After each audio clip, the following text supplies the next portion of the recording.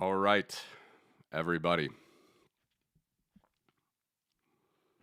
Good morning to America. Good afternoon to my European friends. Let me know if you can hear me all right. Busy days, busy days. I know I didn't send out a stream yesterday. Here's one.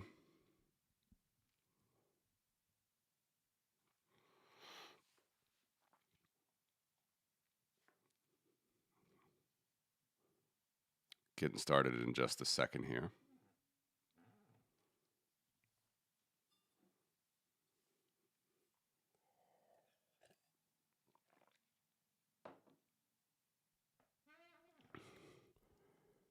Look at the ECB balance sheet. Similar to how we looked at the Fed a couple days ago, here's the ECB's balance sheet.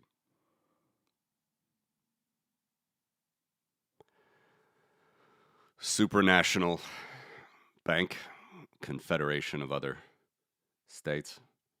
It's more the European Union, but there's a couple interesting things about ECB operations right now. One is, and this was a staple always when the bank started, is that the Germans wanted for sure at least 10%. I think they've changed the percentage a little bit in the statute, but it was 10% gold for a while. And now with gold screaming, they actually have some profit on their income statement and higher, really, equity valuation on their balance sheet, even though central banks typically don't have equity. They just have assets and liabilities.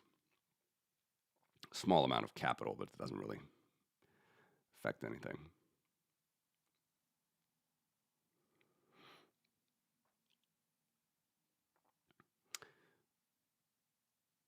Just remind you, it's the same principle as with the Fed. All right, Bitcoin can go up. Interestingly, kind of match QE and massive increases in the central bank balance sheet, which is the money supply. This is the base money supply comparable to Bitcoin, specifically the green and the blue. All right, the physical currency and bank reserves, but this just shows you the whole balance sheet.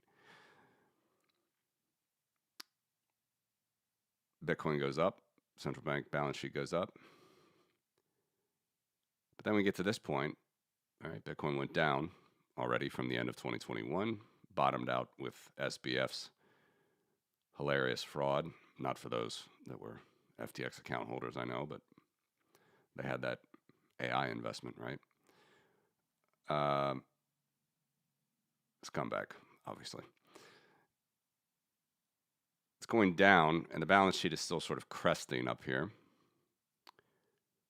And just like with the Federal Reserve over the last 4 years, balance sheet has gone down and Bitcoin has gone up until October. All right. Actually, it's too much of a zoom here.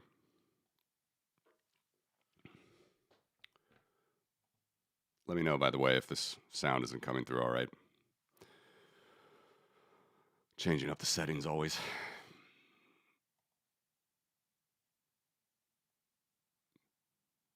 So, again, I'd be the first person to tell you if I saw any correlation between the money supply and Bitcoin's price, but as of right now, I don't.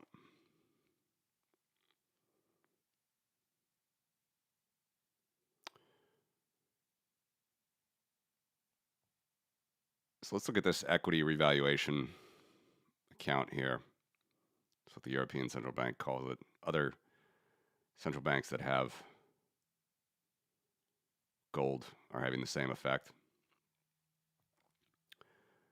But this line item on the weekly balance sheet is really it's the increase of gold on the balance sheet. So they hold the gold on the asset side of the balance sheet, just like they hold government securities, mostly euro bonds, German bunds, French trésors.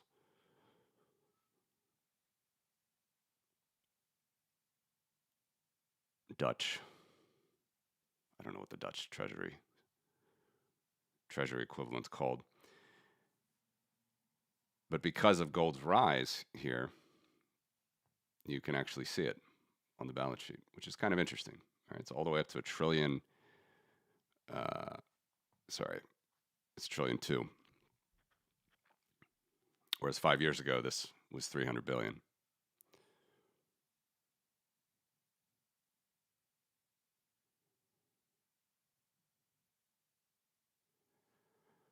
Now you might ask, let's go to the Federal Reserve's balance sheet really quick. All right.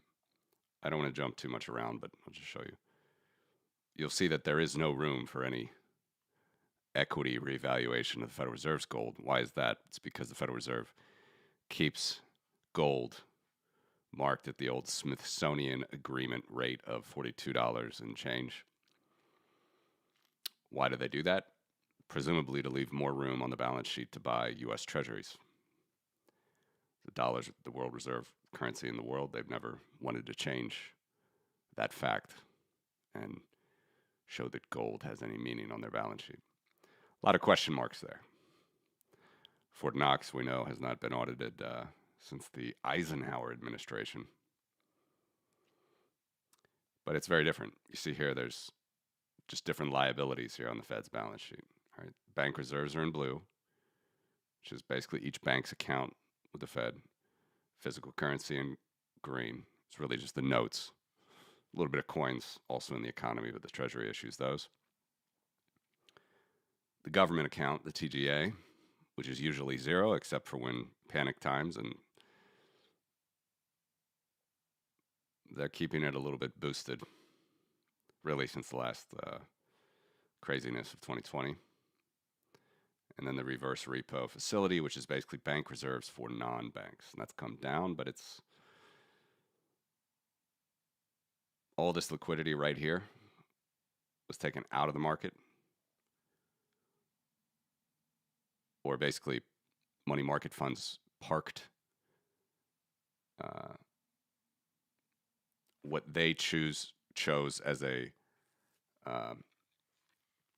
counterparty to give them interest on U.S. treasuries, but instead of dealing with the Treasury themselves, they dealt with the Fed, which paid them a higher interest rate than the Treasury, and a much safer interest rate because your counterparty is the Fed. So instead of money market funds going to the Treasury or to even hedge funds to get a higher rate of interest than the Treasury itself, they would just go to the Fed. This liquidity is now in the system. All right. At its peak, you can see it's about $2.5 trillion. If you look in the tooltip, $2.5 trillion reverse repos, that's in the system now. That's what people are worried about. To use a Trumpism, some people say that the reverse repo facility could be a problem. All right, but notice there's no gold here as far as gold equity. All right. Assets equals liabilities plus equity. This is the liability plus equity side of the balance sheet. There's no gold. No gold appreciation. But with the European Central Bank, they have it, which is kind of interesting. Foreign accounts. These are foreign central banks that have accounts with the ECB. U.S. Fed would be one of them. Government accounts, which are governments of the ECB, of the Eurozone. Bank reserves, which are European banks. And physical currency, which are European euros.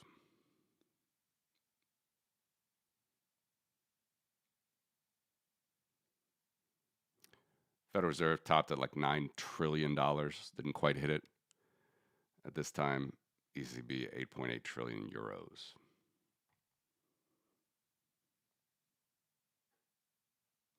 But it is an interesting phenomenon. I've thought about it for a while. I wanted to graph it and just haven't had time. I don't know the internal policy of how the ECB is going to manage this gold. They're not selling it, as far as I can tell.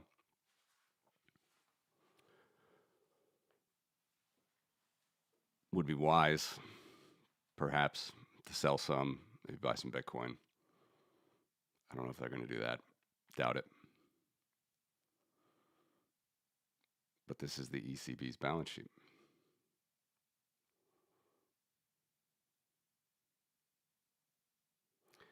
And if you take out these other sort of noisy accounts, you can actually see the balance sheet is going down still for the ECB. It's just gold is keeping it elevated.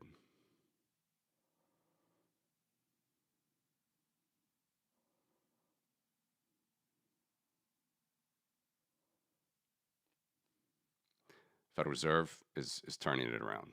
And I was just listening to a podcast with Scaramucci and Novogratz. Novogratz, big macro guy, says, you know, if Warsh ever gets appointed, they should start immediately cutting, and I would cut 25 basis points and then see and see. Novogratz said that.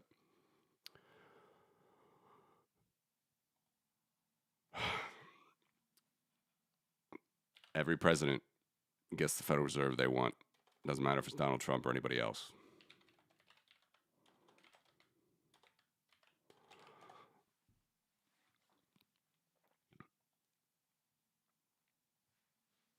Hello, Gallus. Thank you for your note. Hello, Lunar Entity.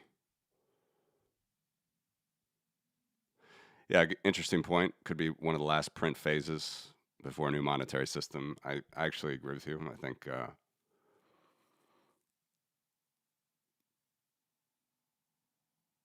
depends on how much they preempt it. Interestingly, quantum could be a discussion here if Bitcoin has to actually deal with that in the public eye. But we got 10 years for sure until not anything to do with quantum, but 10 years before Bitcoin would rival all of these balance sheets, like in totality, which is $25 trillion, $27 trillion. But yeah, I agree with you. It's going to change. There's going to be, you know, this is a realignment. Everything that's happening in the world right now is a realignment. Not least the dollar.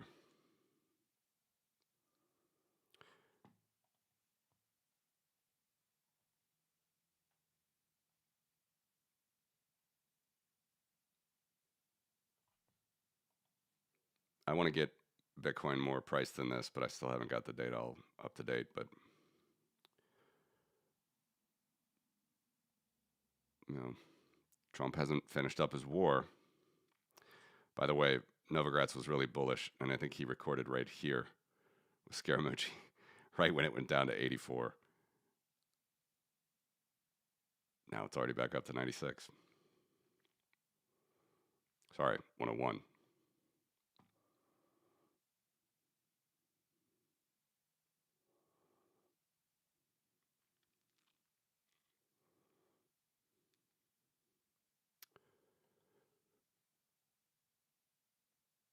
But it's coming.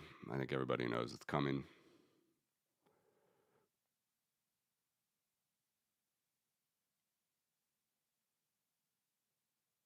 You know, the ECB might not want to do it.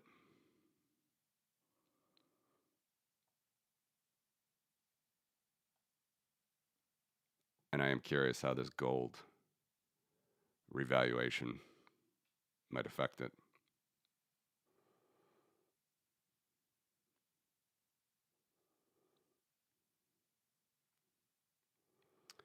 But theoretically, as far as real bank system money goes, the ECB is actually still cutting. Not rates, but cutting the money supply, destroying money. All right. Now it's just counting, it says total balance sheet, but it's really monetary base. So just how the counter works here. So 6.5 trillion as of 2022 end. Now only 4.2 trillion euros. This is the number that I report on my quarterly reports.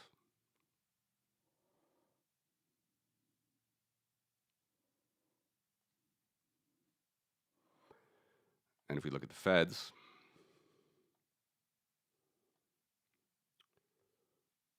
all right, take out the reverse repos, government account. This just leaves the monetary base.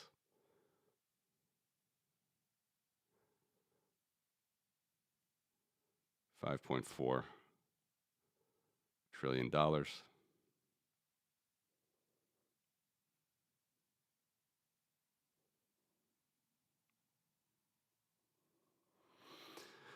But theoretically, compared to, again, the national debt, it's not that much historically compared to what it's been historically. I'm not saying it's a good thing if they start printing more, but Powell has left Warsh room should he choose to cut rates.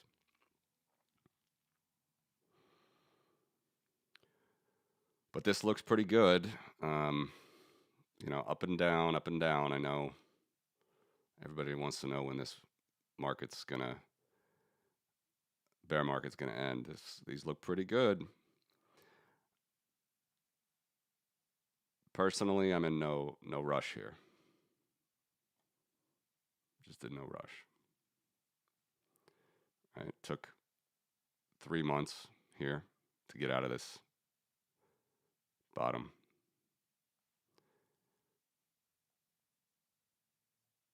You know, am I 100% confident this is the bottom range? No, but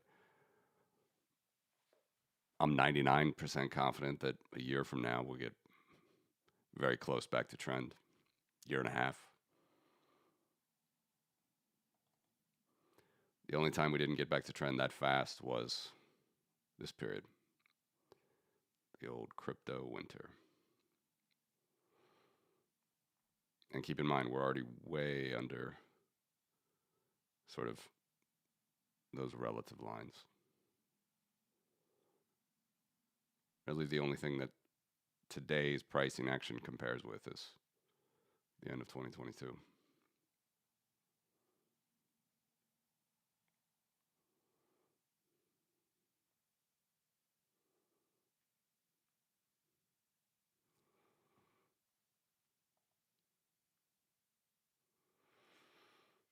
Lunar Entity says credit is my only concern. Spreads have been suppressed below 4% for years now. If statecraft is our future, I can see a world where spreads trend towards zero. Yeah.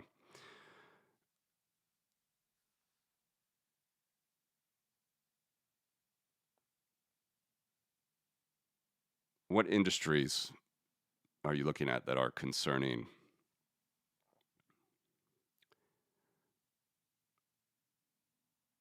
I've heard about this SaaS apocalypse, right? There's like 3 trillion or something in tech credit that could ironically be completely blown out by tech itself.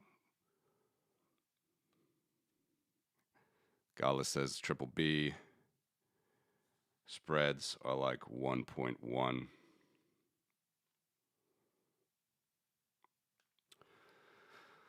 Yeah, let me quickly put the old yield curve up.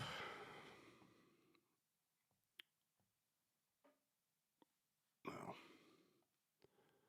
sorry, I don't have that ready. I keep redoing things on the back end, and I don't have that one ready, but I can pull up TradingView ones.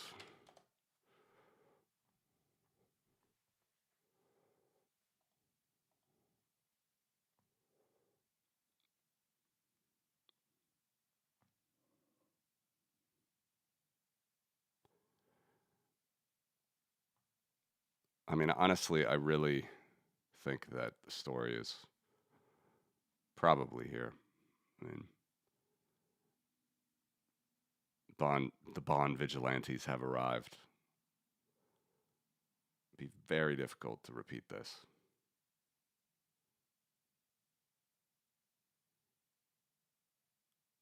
Right, this was kind of Powell's legacy, to turn it around, and I think he did. And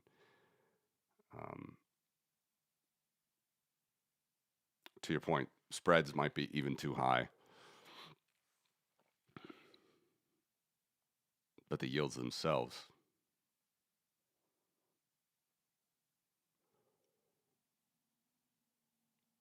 I mean, the Berlin Wall fell down during this period, right? The tech boom, dot-com boom, it was just all more or less manageable.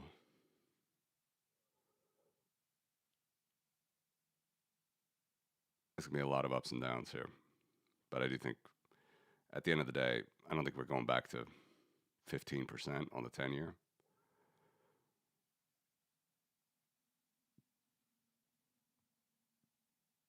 But it's very difficult to see that we consistently go back to these lower ZERP and NERP levels.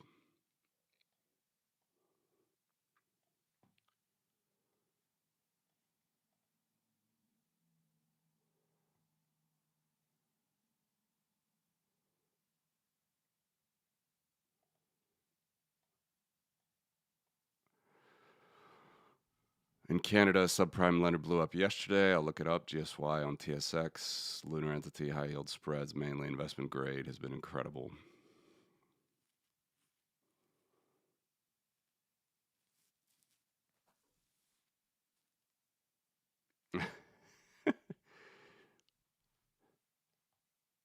They lend to your brother-in-law for sea-doos and boats.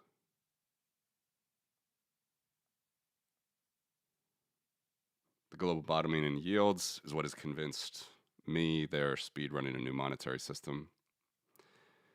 In Canada, debt is a big problem, 2.1 trillion federal, but when you add in provincial, we're over 110% debt to GDP. Household debt is 180% due to 2 trillion in mortgage debt.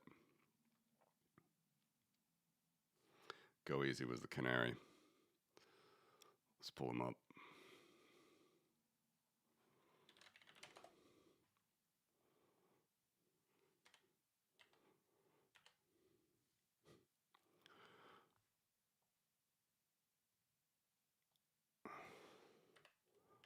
They already take it off.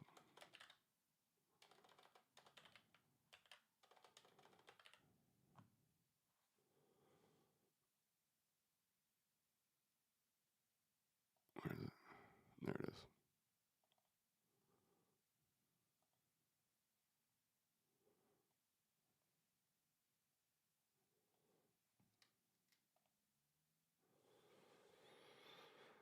Nice.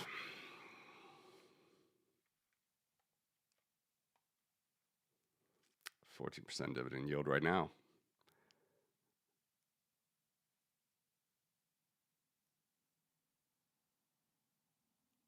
$2,000 employees, 1.5 billion Canadian rev. Where's the...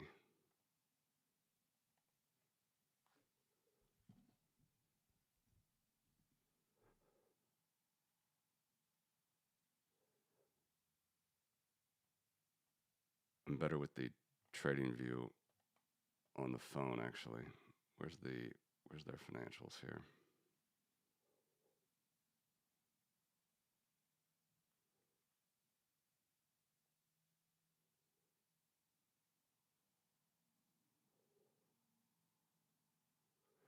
It's interesting. It's not like they had falling revenue, but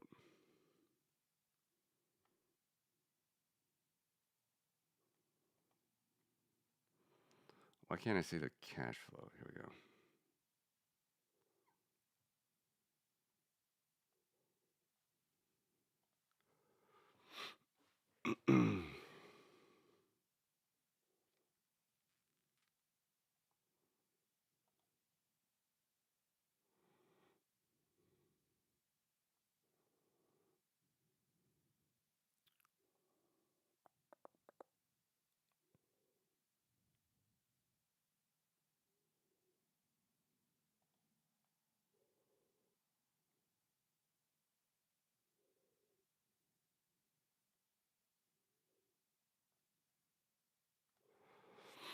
Yeah, I guess with the lending company, the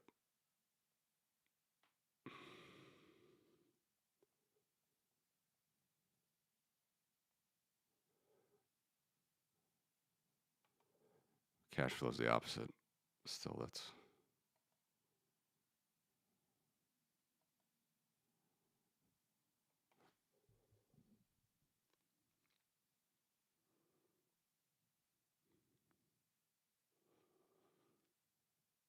They were operationally making money.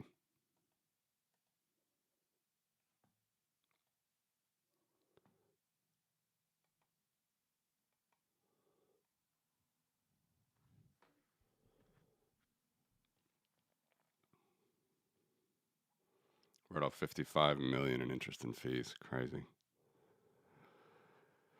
Yep, it's all mirage with the credit financial companies if they're not underwriting correctly, I guess.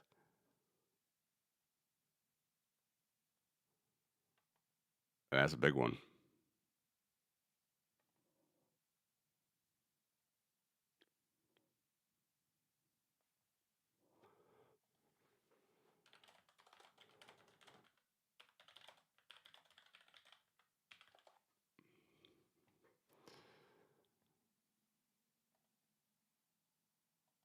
Let's see how much they had.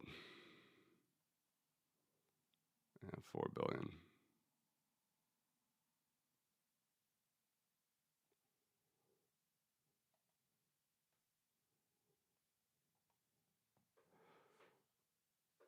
Is TD still a part of? How big are they?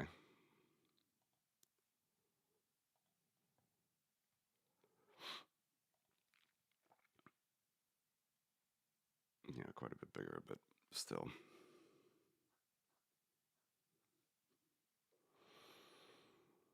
Still a big one.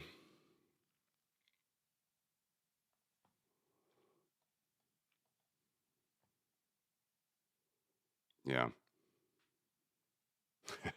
Well, Sailor's paying 10% too, right? His deal is much better with the paying in perpetuity. He can also just choose not to pay you. A lot different than these guys, that's for sure. Not these guys, but these guys.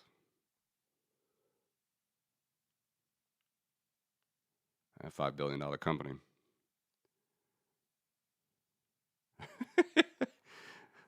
Few says the fentanyl bank.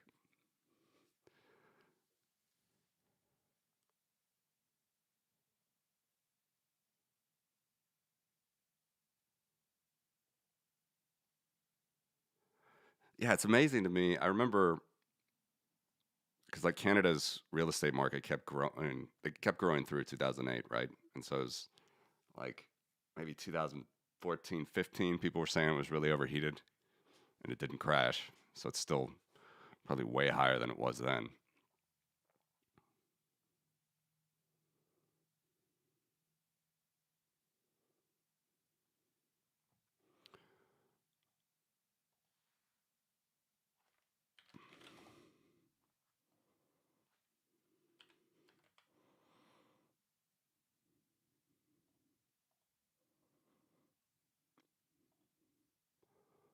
Let's pull up housing.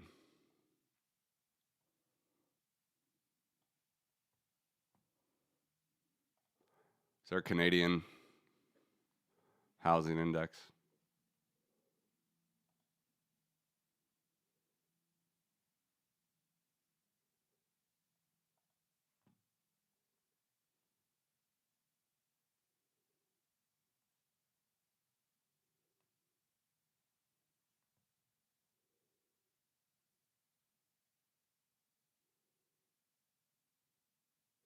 All time, this actually isn't as bad as I thought it would be, but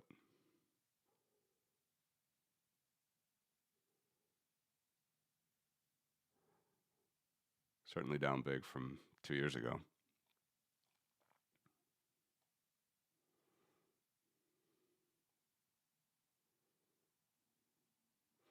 %40 of real estate funds in Canada have halted redemptions. Wow.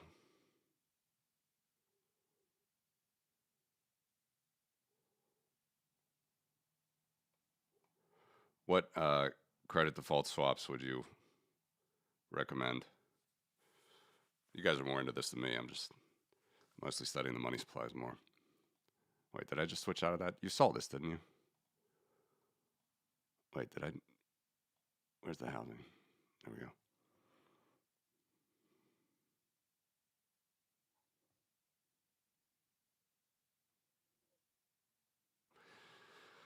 Yeah. Well, EU banks, there are different reserve requirements around the world. That's true. U.S. doesn't have them anymore either. They're completely gone from March 2020.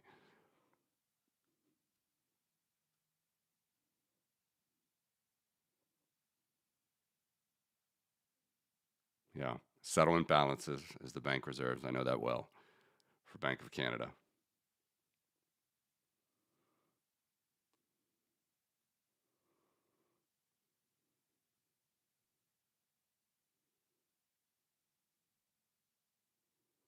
Hmm. You can literally pilfer your retirement accounts called RRSP to buy a house. Wow.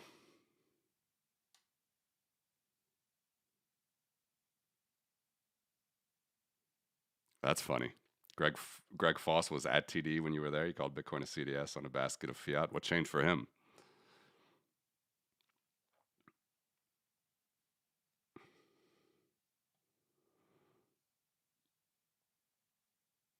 Wow, why is my bit rate getting slow? I hope it's not delayed for you guys, but I might be delayed in seeing comments.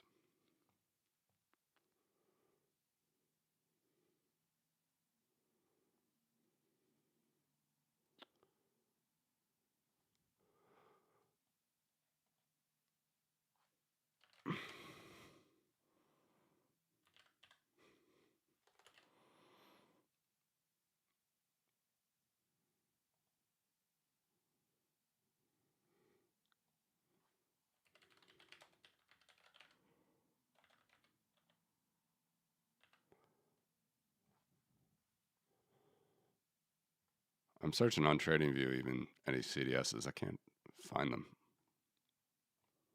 Let me know on the housing market, though.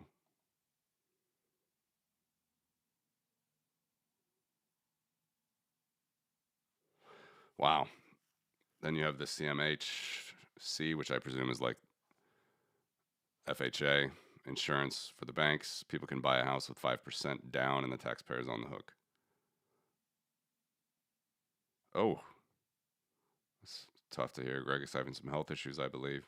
He seemed like a nice guy. He had a big loss on a BTC proxy. It's too bad. What? Almost 95% of homes in BC are about to become 99-year leases, too.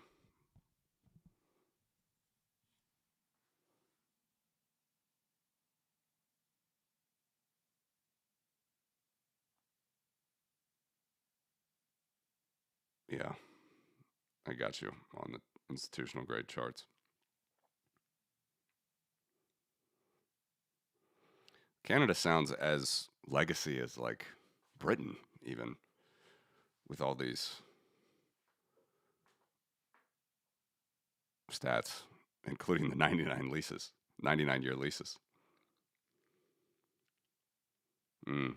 Canada Mortgage and Housing is a Crown Corp.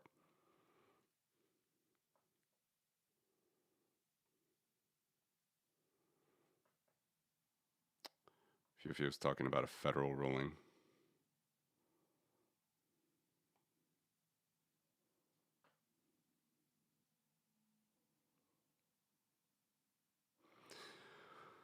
What do you guys think of former central banker Carney?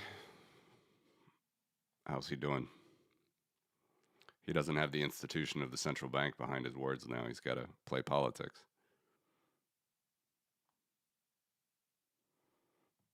Wow. See, I would love to get more of those if I could find them. Something as simple as GDP divided by PE, which I presume you mean for like the index as whole is behind terminal paywalls. Wow. Aboriginal title ranks ahead of fee simple. Very interesting. Yeah, FIFA said the same.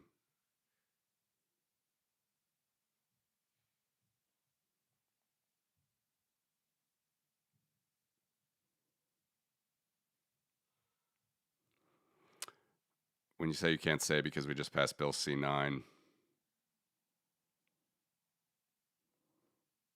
Ari Carney, what is Bill C9?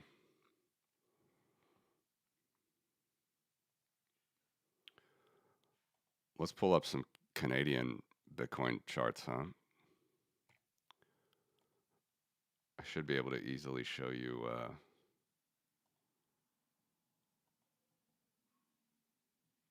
I didn't. I changed a lot. I will be able to show you at least the price, but not with the monetary base right now, unfortunately, very quickly. But I will get you the quantile.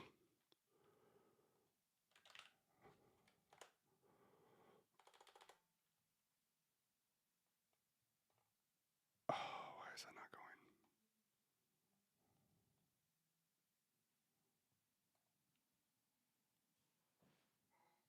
Am I crazy?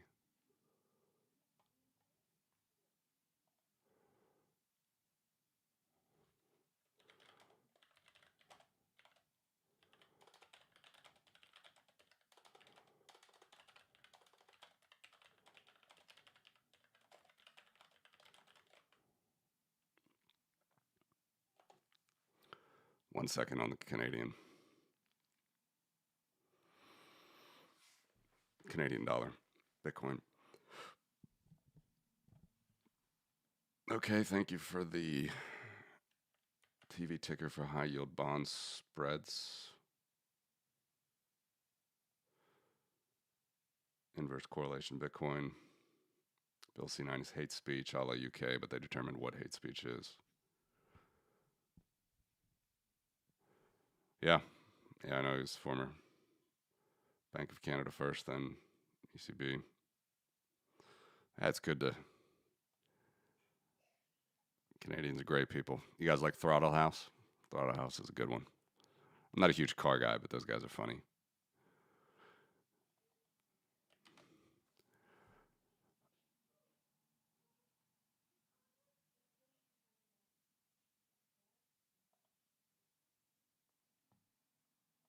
All right, let's see how this B of A high yield.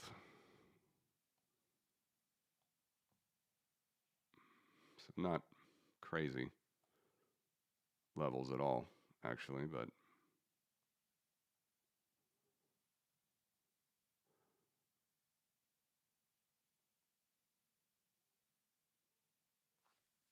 even Liberation Day, quite a bit higher than now.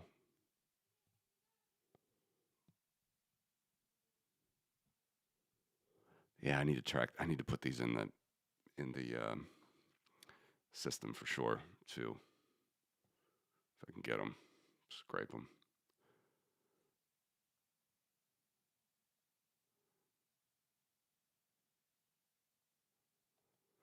What do you guys think about the fact that Polyev, who I think a lot of business people, conservative people liked, but he was totally just screwed by Trump with the Trump madness.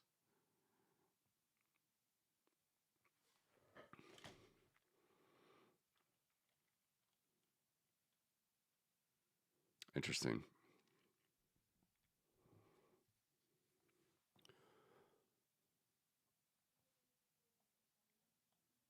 I don't know how delayed this is for you.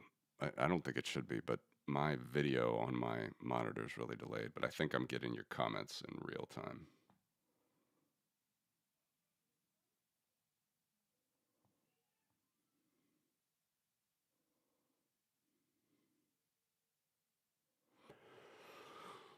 Lunar says junk credit being this low while blowups happen is very similar to the 2005 2007 environment.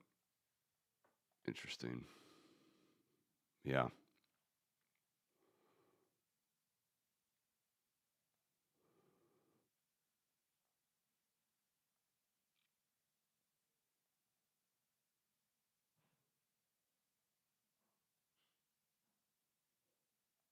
Yeah, it can come quick. Bear Stearns right here, and then all of a sudden. Carney gave an interview recently. I think it was in Australia. It was pretty funny, actually, where he talked about how when he was Bank of Canada and Bear Stearns had blown up, which was right here, right here.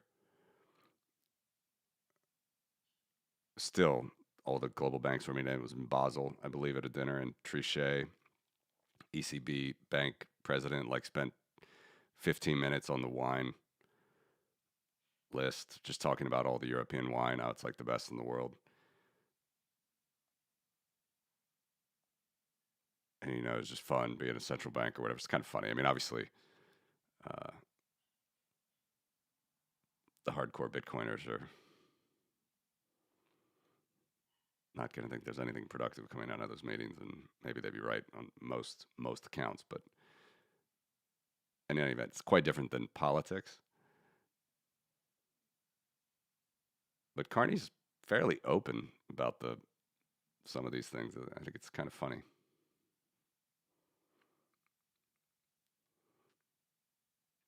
And yeah, they didn't really do a good job at staving off the crisis. That's for sure. If it was going to be as bad as they thought it could be, it turned out to be as bad. It's hard to make an argument they really did a good job.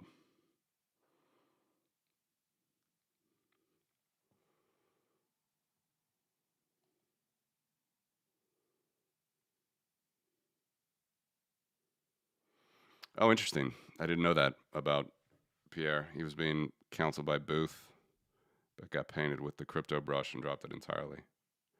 Actually, I had heard that there was definitely some. I didn't know it was Booth, but I had heard he was pretty close to some Bitcoiners. Heard that from someone else.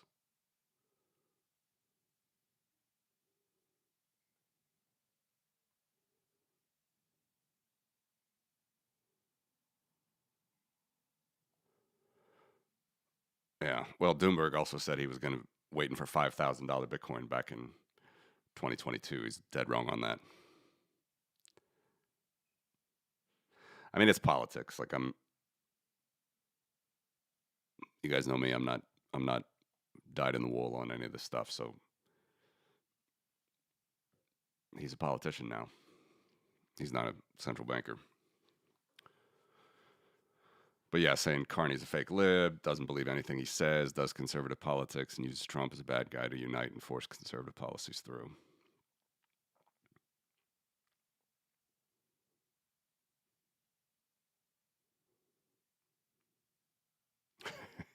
Gallus Carney's a technocrat, WEF disciple, and Brookfield exec. Yeah.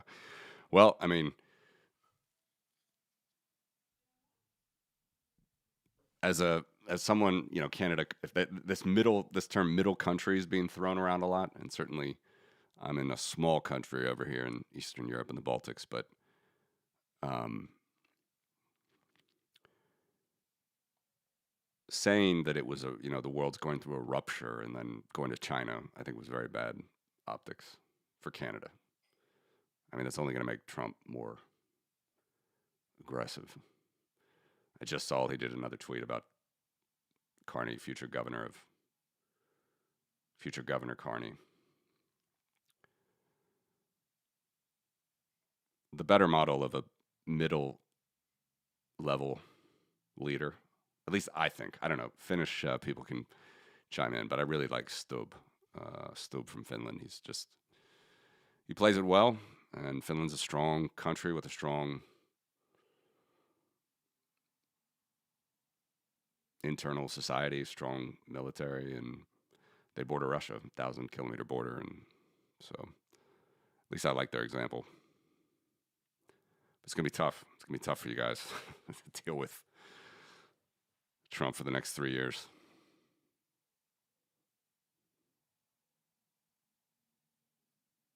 Yeah, bad luck at Davos right before USMC negotiations this summer.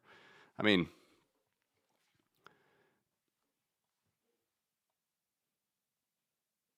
I don't know. I guess you got to pick your battles, but that did not seem like a smart battle to me.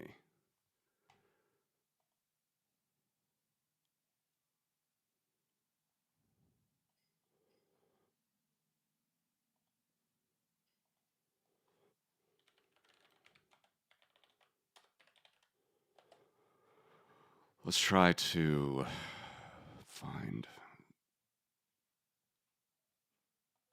Canada here on the.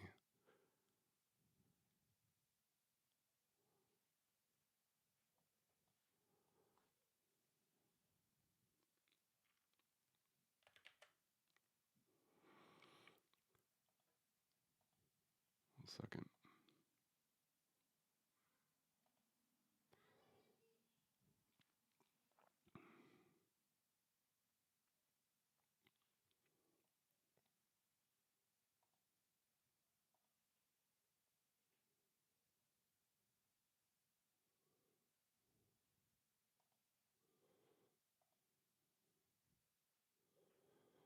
All right, so this should be right. I haven't looked at this yet.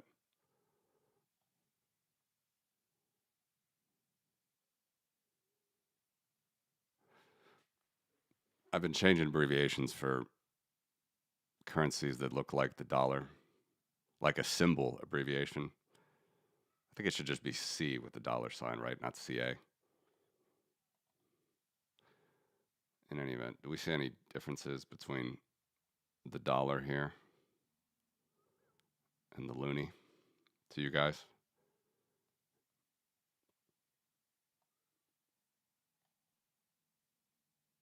Looks pretty.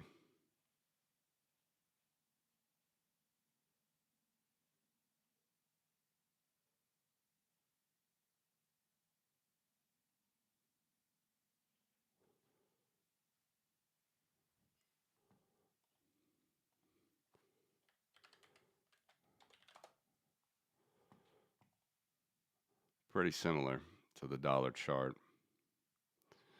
You know, if you pull up Turkish lira or the yen, we get quite differences, but I can't say this is really surprising or different.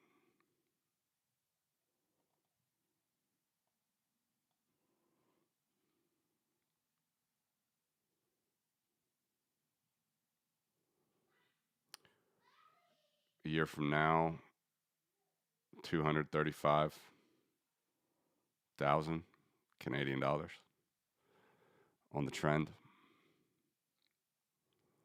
per Bitcoin, 240.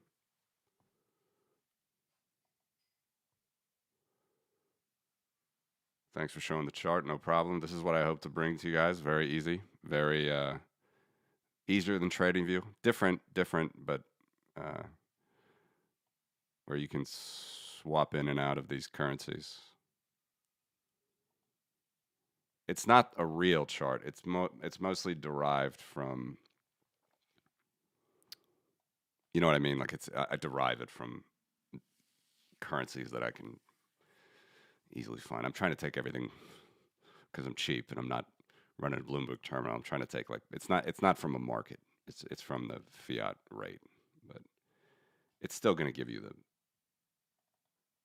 general idea. And usually the Bitcoin market that I'm using is Coinmetrics for the dollar, but I triangulate it into the Canadian dollar.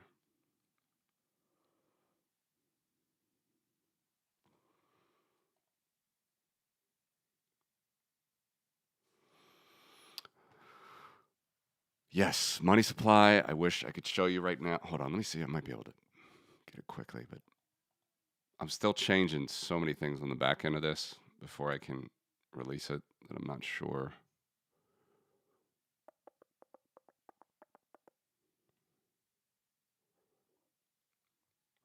I know that Canada really did lower those settlement balances, though, in the last few years. Like, it was huge during the pandemic, but they did take it down.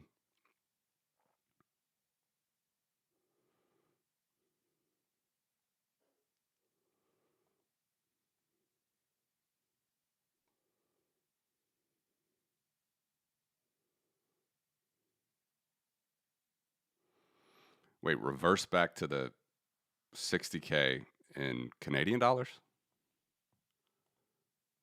or US dollars? You're speaking about US dollar chart now.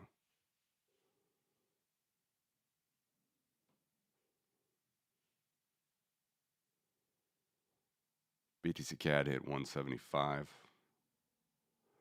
Yeah, okay. So this is again a shortcoming still of what I have then if it didn't show up. It was close. But yeah, it's going to depend on the exchange rates that I'm pulling in. It kind of got it right that day. October 6th, that was the U.S., close to the U.S. dollar high, I presume. I thought it was more the 15th. I can't even remember myself. What was it exactly? Guess it was the 6th, yeah. 15th, it was already, I was in LA for Fred's conference and it was crashing. Started to.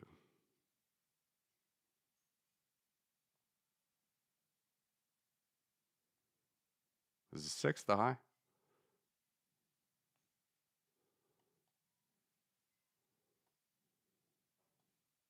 Anyway, get close. 174 on mine.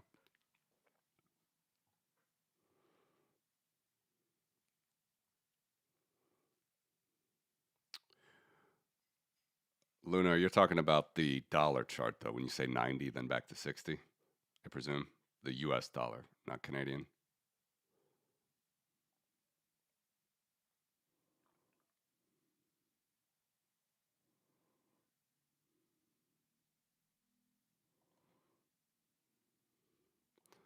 This is beautiful stuff, guys. I'm telling you, I'm just not. Yeah, we had a rough go 2022. Yeah, we're having a rough go now, but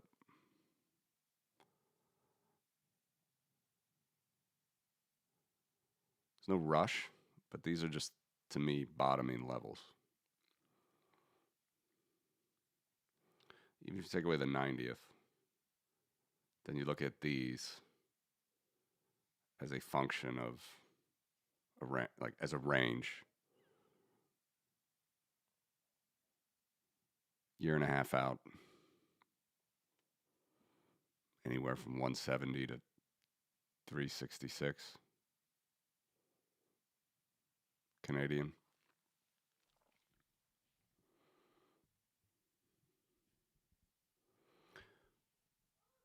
The the getting back to the mean part is the important thing. Right? This was the longest period.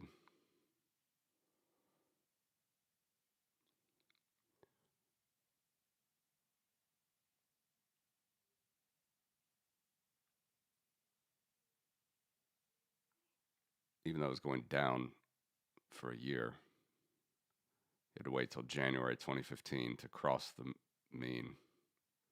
Although the mean was actually up here. The trend was here. So let's say here, August 2014 to here, April 2017, 2.5 years. 2.5 years. That's the max pain that Bitcoin has ever seen from going under. Here you don't really look at this, but you look at this gray line. And if you consider, obviously it was like 6-7 months in 2019. Here, okay, it did go down again, but still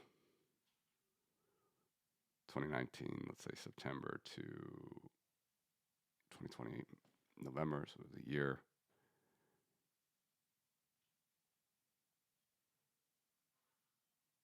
And then here, yeah, I think it was April, May 2022 to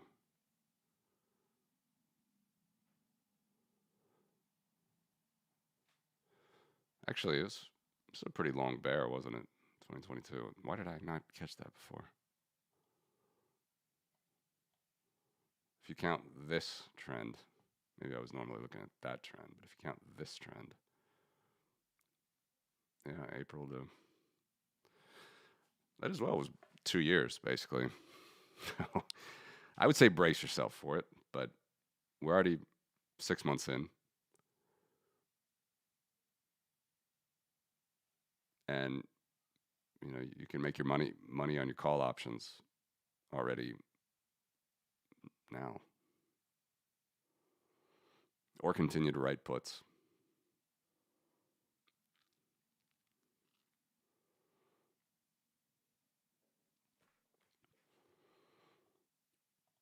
It's hard not to be bullish looking at this chart.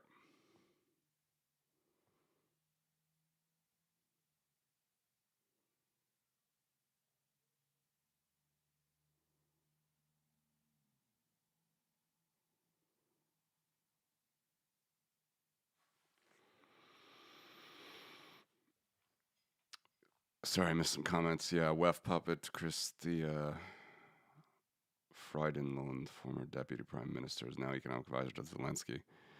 There's a really good video that the Kiev Independent does with this lady who's always all about anti-corruption. And you put it on the screen.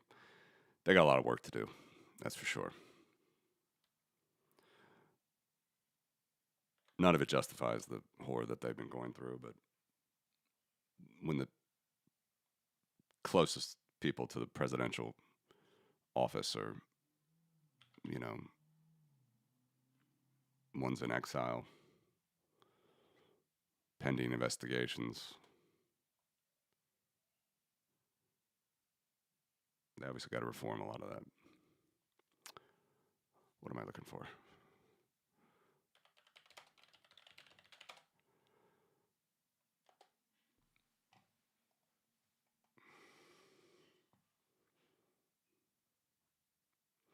$2022, we saw junk credit peak as high as 6%. Right here. The moment it went for a lower high, the bear market was over.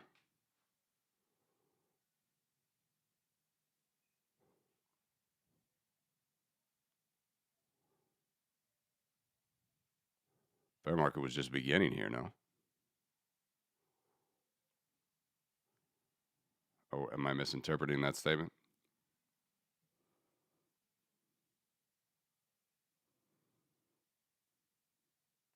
I mean, you're talking about the stock market, not the Bitcoin market. So that makes sense, I guess. I'm interpreting that right.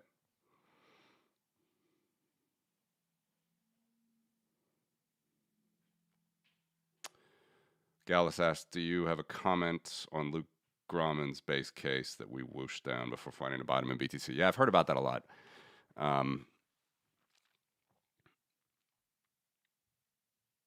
You know, full disclaimer as always, I'm not a TA guy. I just like drawing these trends.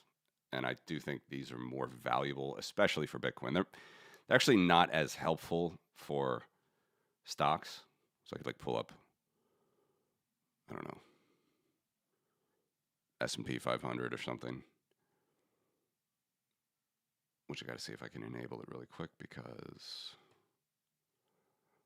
I've changed everything. But bottom line is, I really think Bitcoin is independent of that right now because the power curve ranges are so much more powerful. I'll show you what I mean. So I think the answer would be no. I don't actually, I would say less likely. And I tried to say that on Danny's podcast as well. Like, you know, all this Elliott Wave, ABC correction, this stuff. I just don't think it works for Bitcoin.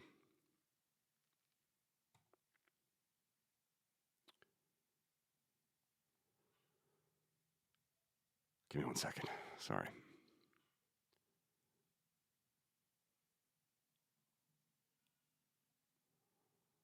Why is this so slow? So back to the Kiev anti-corruption stuff. God, I have too many YouTube accounts, and this one is not.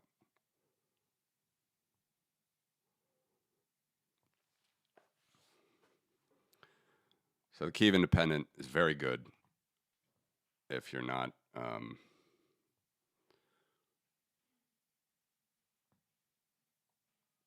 you know, subscribed. And so this woman, who she's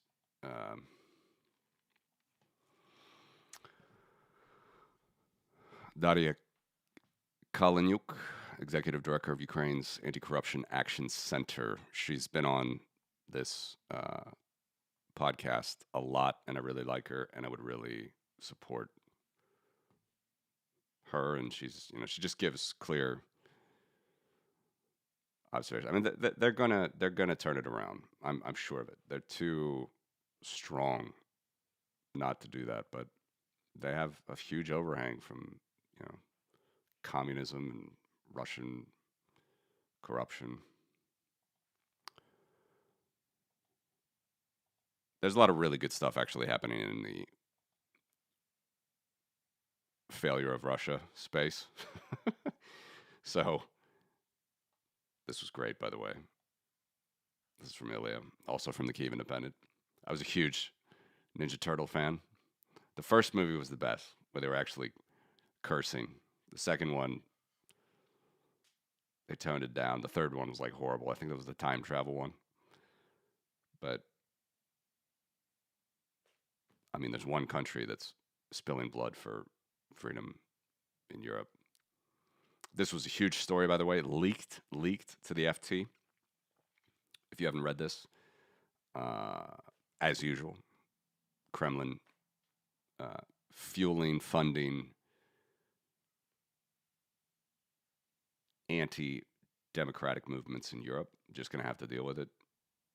We're dealing with it in the Baltics. Okay, again, Trump says nothing when Russian drones are shot out of Iran into American bases. By the way, I think it came out yesterday that all 6 of those deaths, American deaths in Kuwait, at a base in Kuwait, were from drones.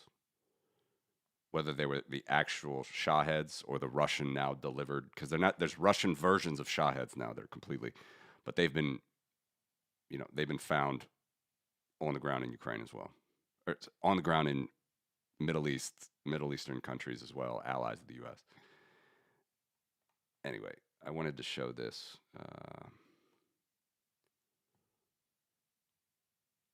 Sorry, did I not post this one? Maybe I only liked it. See my likes that are private. I'll show them to all of you guys.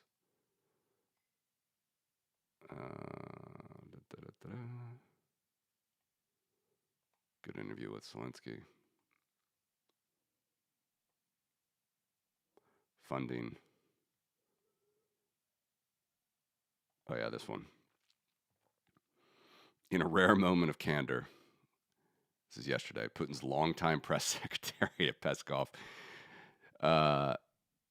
admits that their global propaganda apparatus is falling apart amid the world's closures of Kremlin TV networks and social media companies like X, Facebook, and Instagram banning Russian troll farms, which again, if you think that that's censorship, understand that those platforms are banned in Russia. So it's not like it's more of a question of a fight. It's not censorship, it's a fight. It's war. It's information war, and they've always been at war since the idealistic Ron Paul was going on Russia Today, 15 years ago. But this was just great to see. He says it like this is fall out of a window territory in Russia.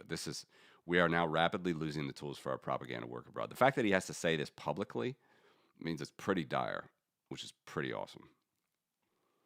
Anyway, I'm jumping around. Let me see if I can get this exponential hit back to the question about ABC corrections and Luke Grauman saying that we might have a wick down or whatever. Okay.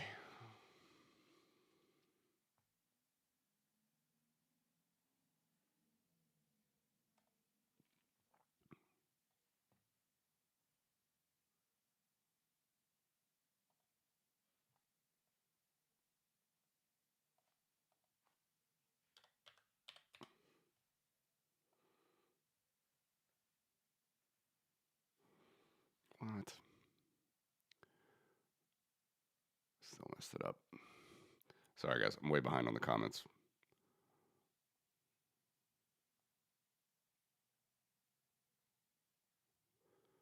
Was it not Sweden, the coin shares? Well, what became coin shares? That BTC, ex-BTC provider that had the first ETF? BTCC from Purpose was the first one, yeah? World's first BTC ETF. Oh, that's cool. It was the world's first ever ETF. Did not know that they also had that. Canada. Canadians are great.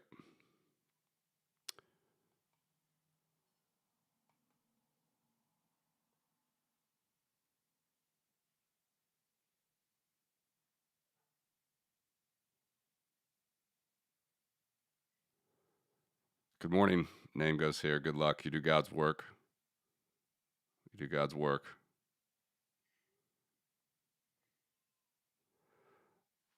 I still want to get you a comment or a sorry, I can't even talk today. I want to give you a chart regarding the S&P 500 in particular, because I think it shows how it's harder to do these types of analysis, this type of analysis with the S&P or with stocks in general, but it's really works pretty well, I would argue, for Bitcoin. So again, give me 1 second. I put the damn wrong thing in. Da, da, da, da.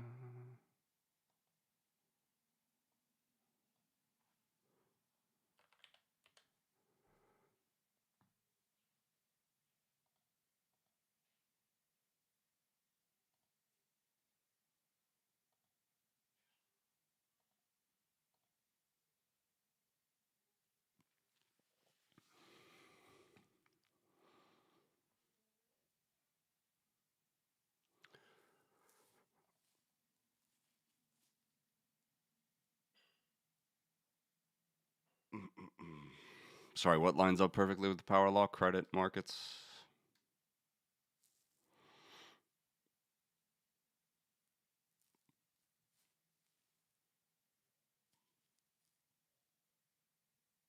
That's very interesting. Yeah, an enormous number of people were saying wait for 3K or lower after Bitcoin went back up in 2019. Agree. And the same happened in 2022. I mean, from the Peter Zion side, which is hilarious, you know, the birth rate guy saying that Bitcoin is $17,000 overvalued on Joe Rogan, to all the, you know, to a lot of these. It doesn't fit with TA. It just doesn't because of the power law. But that's a good observation, in my opinion, that a lot of, when a lot of the ABC Elliott Wave correction guys are telling you it's going for another leg down. I'm not saying it's shooting up to, you know, $200,000 by any means. I'm just saying we have these levels. It's a great opportunity. Statistically, the power curve is very strong to show that we're not going to go back to, say, 27,000. That would be just completely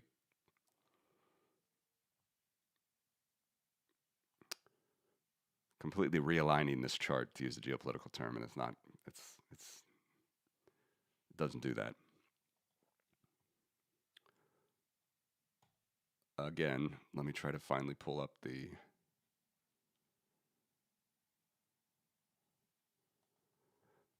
S&P. Okay,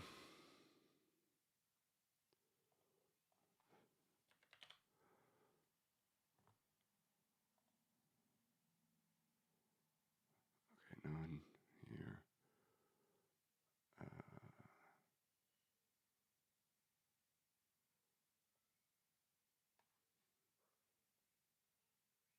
Was it this one?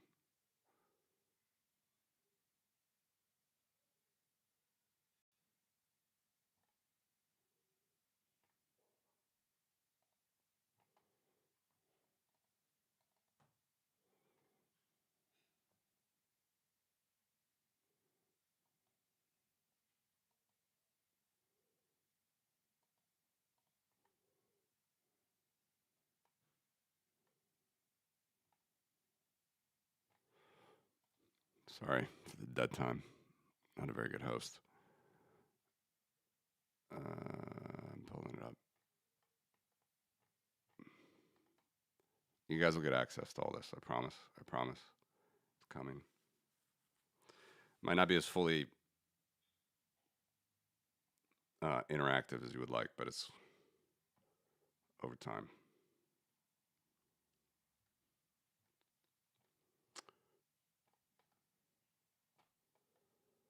Where in the F is this?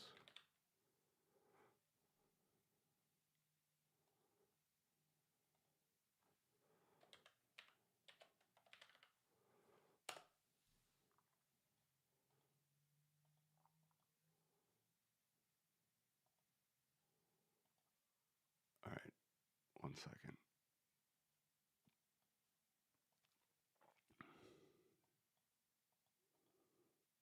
Come on, man.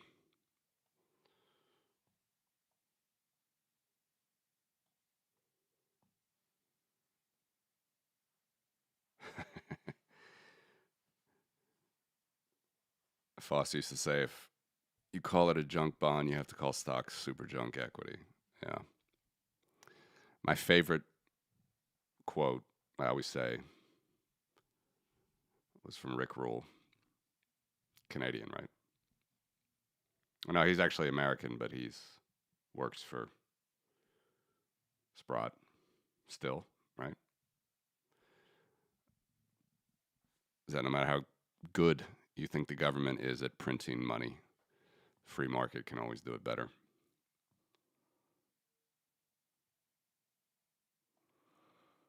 Free market can always do it better. Junk bonds, junk paper.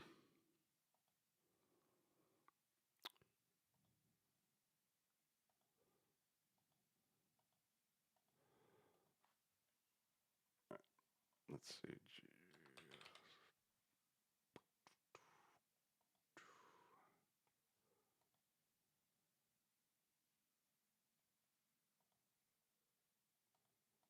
Okay, this one I'll try to do. Let's do it from. How long do I want to do it? Let's do it max. Let's see. Okay. Hopefully this will be a good one. He might have, yeah. That's it's just I don't follow. Lunar says he might have left Sprott. He probably did. I mean, he's got to be getting old by now. I don't even know. Yeah, I heard as well. Maybe from you that he sold his. I heard he sold his metals um, during the pump, which makes total sense. I mean, these guys have been through it so many times.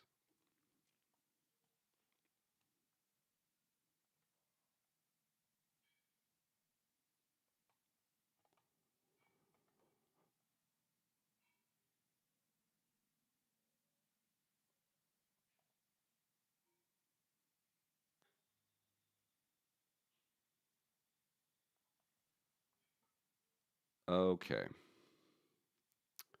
Finally, let me show you guys this.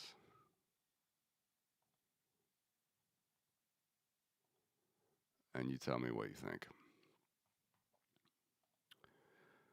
So the old stock market can do different regressions. This is from the Great Depression. I want to get this farther. I have farther data. It's just not loaded into this one. But you see that the regression analysis, like over the long term, doesn't really work, and it doesn't work for exponential.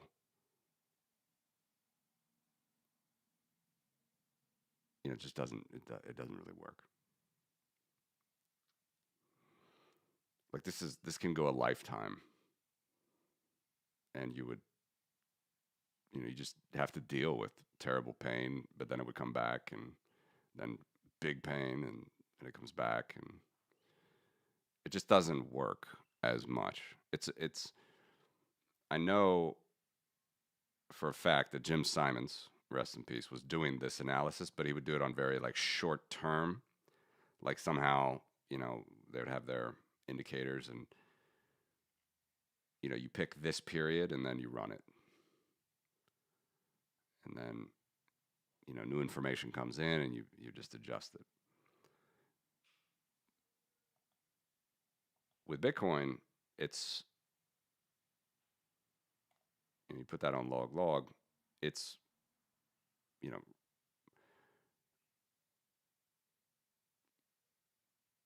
with pretty remarkable accuracy has gone from one extreme to the next. Yeah, those extremes are changing now.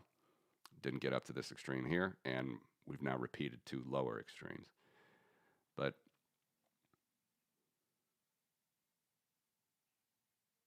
because it's a power curve, because it grows differently, and because it's still a new asset, probably, maybe Bitcoin 50 years from now, for sure, Bitcoin 50 years from now will be less volatile than it is now. So the opportunity,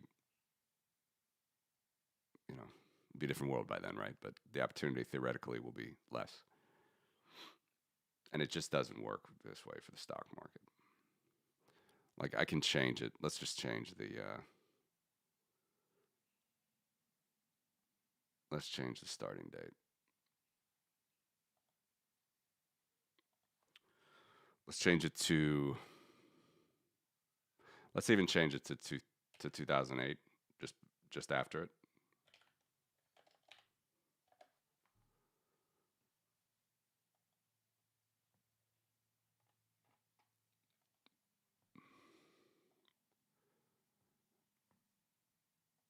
So there's a little bit, you know, you could argue it's a little bit more helpful. And I have 20 lines here, by the way. I have 20 quantiles now. I'm going every 5%. So this is helpful as far as finding a deal, right? If you paint this, then that's a deal. Liberation Day, even, is a deal. But it's harder to pick the tops, and this is where all the ABC correction, Elliott Wave stuff comes in. It's just, it doesn't really work for trading on exponential. You know, don't ask me. I don't have an answer for you why. I look, I can tell, as I'm sure you guys can tell. It's just, you look at this and it's fine to buy the market. Look, it's a 98% R squared. 98 is better than Bitcoin. 98% R squared, 11% CAGR, 12% on the trend line. But it just doesn't work for, you know, this obviously looks like it's rolling over. Is it going to roll over, you know, 2008 style? Which you can go back here to see how extreme that was. I have no idea.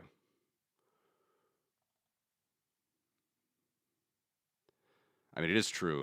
It's like we are setting all-time tops right now. That's, I guess, the one thing to be said about a lifetime exponential curve, exponential trend line.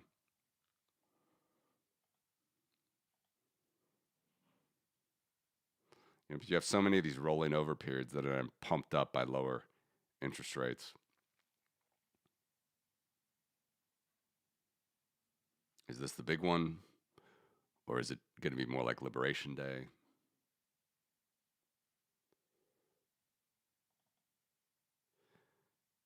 Because the other thing is, this 100 percentile line was different. This is where I should actually use the evolving. Let me pull that up. Let me do this.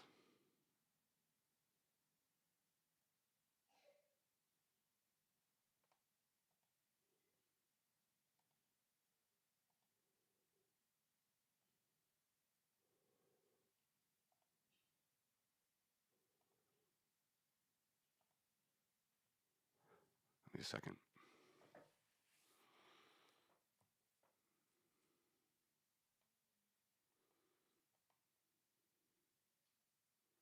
Sorry, I'm missing the chat.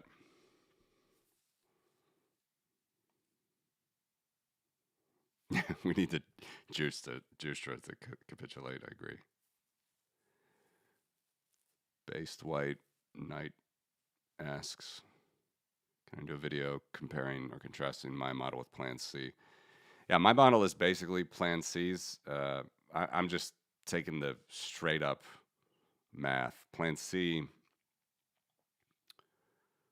and Smithsonian are doing this as well. They're trying to, and Cena as well. They're trying to pick these points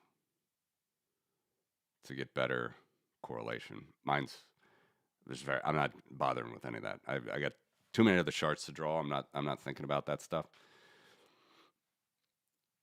So they're taking that top line and they're refining it more, basically.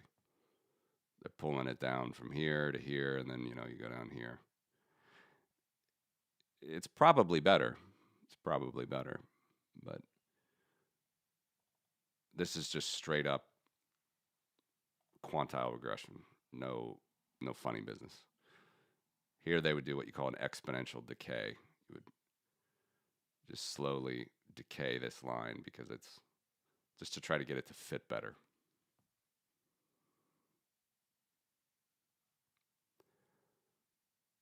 I just say, let's make it easier on ourselves. And okay, let's take away the Q100.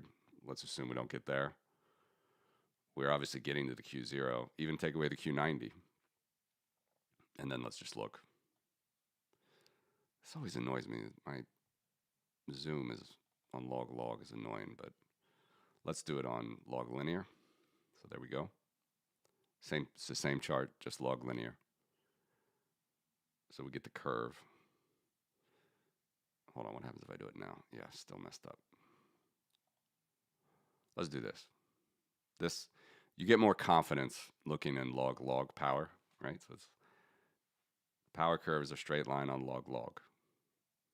Exponential are straight lines on log linear. That's the markets. That's everything but Bitcoin. But this should give you confidence, this chart. So even if we get, like I said, even if you don't get Q90, even if you don't get Q100, let's take them off. But let's just look at this and let's go out, end of the year.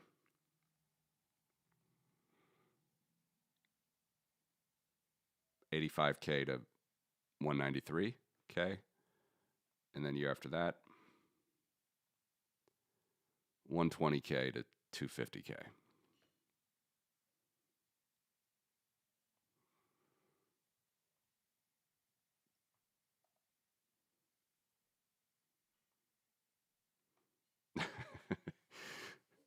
Very weird hearing your voice not at 2.5x speed. I like to hear that.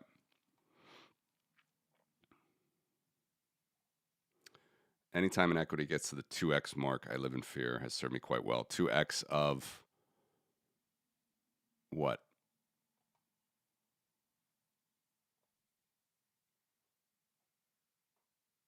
Because it's always good to hear these rule of thumbs. I'll try to.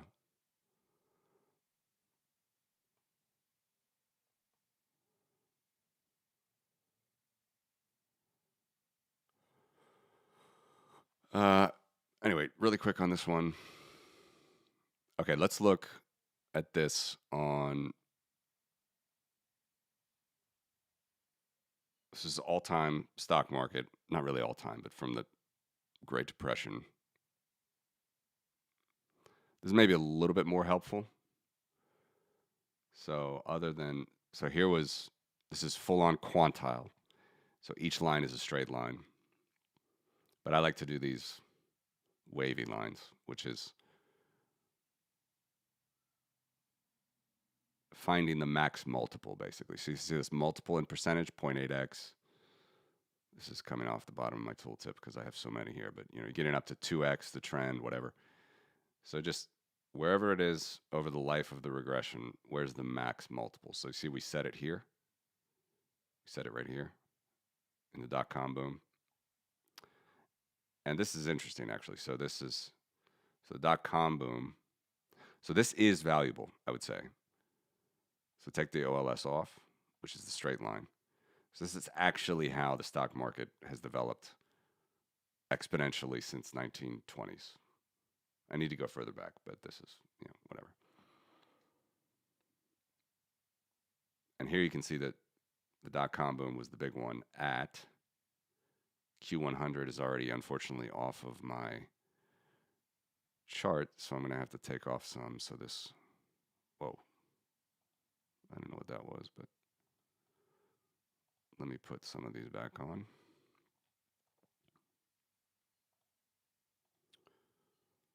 All right, now you should see it in the tooltip. It still takes a long time to, generations to set these tops in the equity markets, but in 1999 we set it. In 2000. There you see it. 2.6x. You see that? 2.6x is the max over trend at the time. 2.6x the trend. So that might have been what you said, actually, Gallus, or no, Lunar. You're talking about overall trend. Yeah, so 2x trend is obviously heated in an equity market.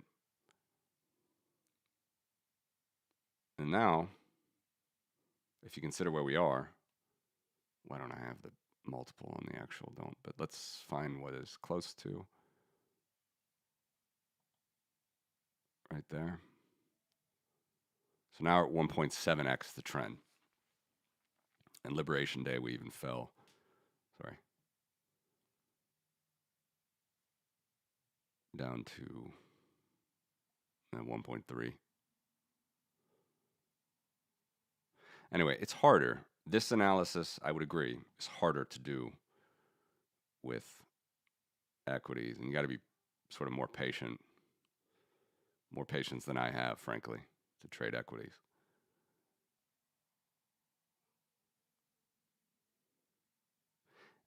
And so this is my long-winded answer to your question about Grauman or any of these sort of traditional traders that are looking at Bitcoin in a traditional way, is I think they're waiting for these, these leg downs, ABC, 3, 4, 5.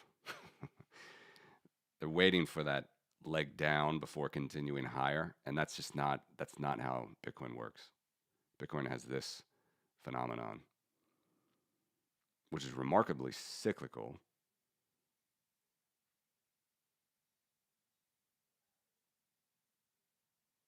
And it's actually less volatile over time.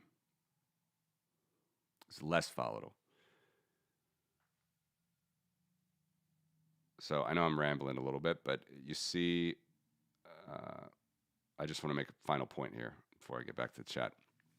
You see the Q80 at 1.2%, sorry, 1.2x, 1.2x, you see Q80, and Q0 at 0.5x.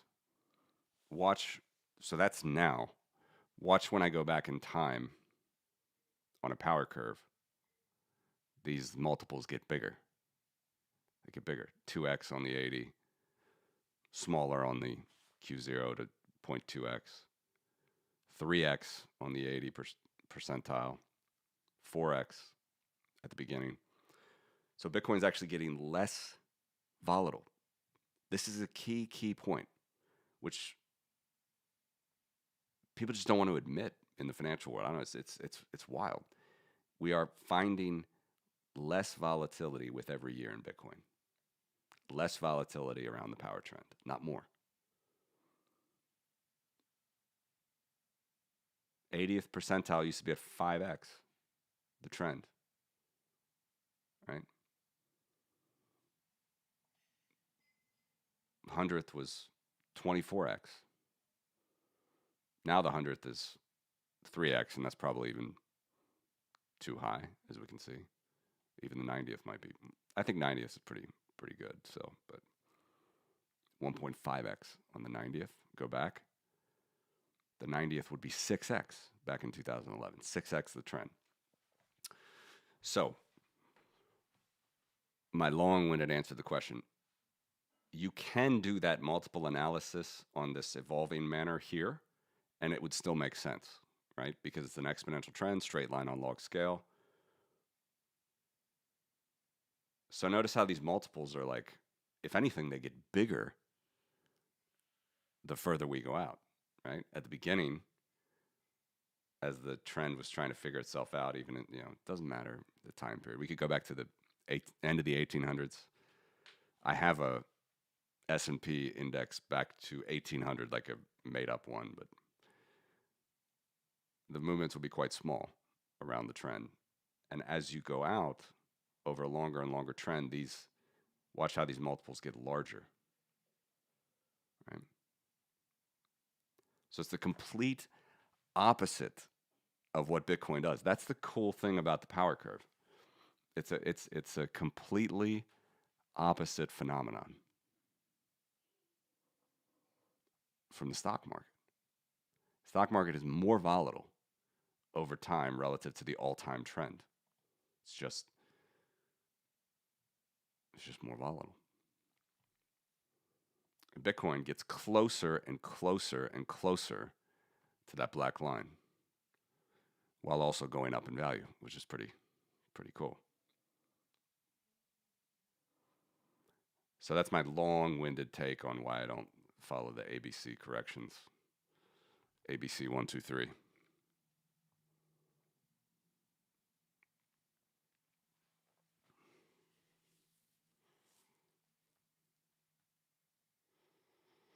Yeah, 2000 repeat is could be.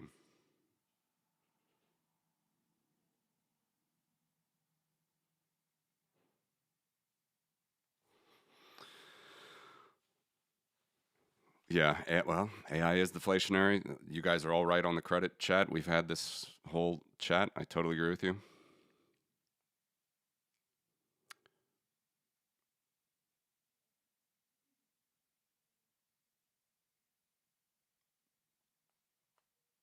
But the other good thing is that um, all the credit stuff is still in this market. So again, not good if it crashes. I'm not a.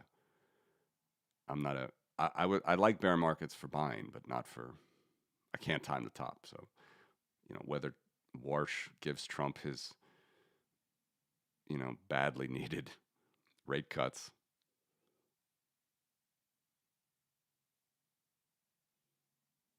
before this fall or not, I can't tell you if this is the top or not. You guys know just as well as me.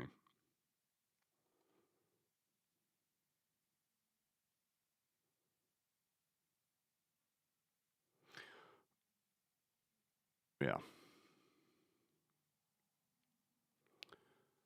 Uh, hello, Permaband. I got a comment on stretch. I have not paid attention, so you tell me. Is it losing the peg or keeping the peg?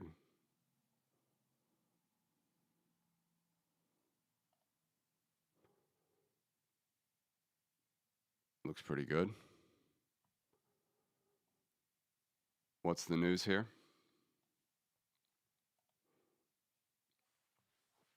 Looks really good.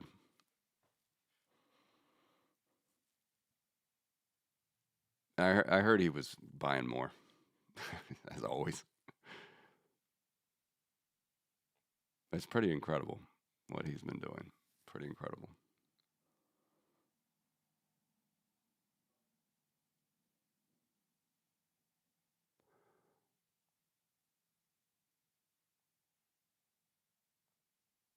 And he's going to get away with it. I mean, he's going to. Precisely because of this.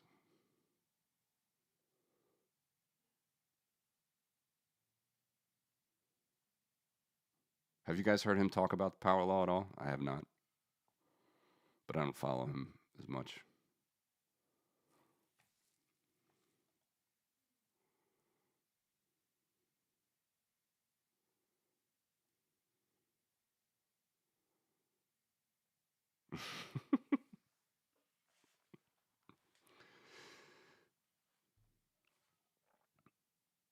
Yep, volume record highs each of the last 3 days.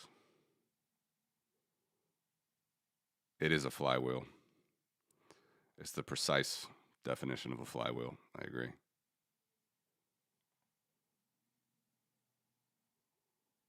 Yeah, 30,000 Bitcoin. Gotcha.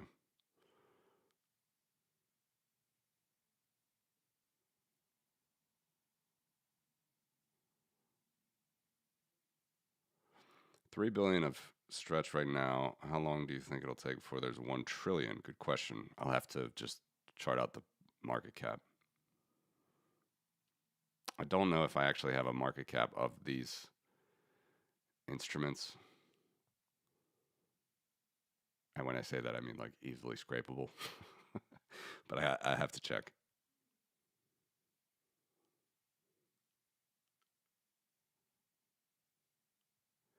He doesn't talk power law, but you can tell he knows about it. Yeah, there was a Fred and Plan C, and we were talking about that a while back, and he was liking some of their posts. So he's getting in the direction a little bit. Yeah, I talked about this. He uses a 29% CAGR forever and low of talking power law. So Cena had a very good breakdown of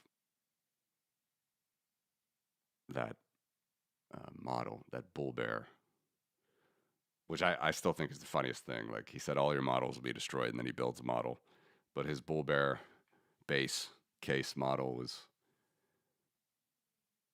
some sort of a financial consultant McKinsey type presentation of the power law, but using exponential declining growth rates. And yeah, less elegant. And yeah, if it was 29% was his base case, I mean, we'll be there for a while.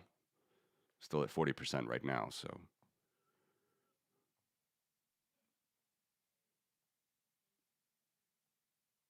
Yeah, it's close, but it's not. Or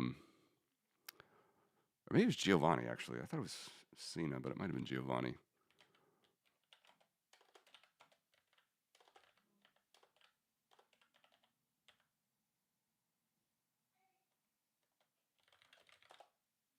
I have to find it. It was a couple years ago.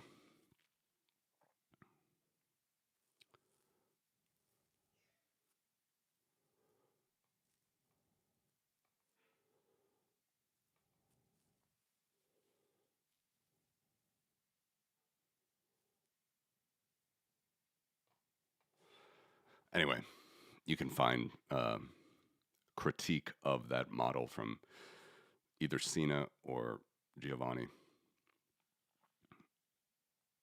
And I think it's quite good.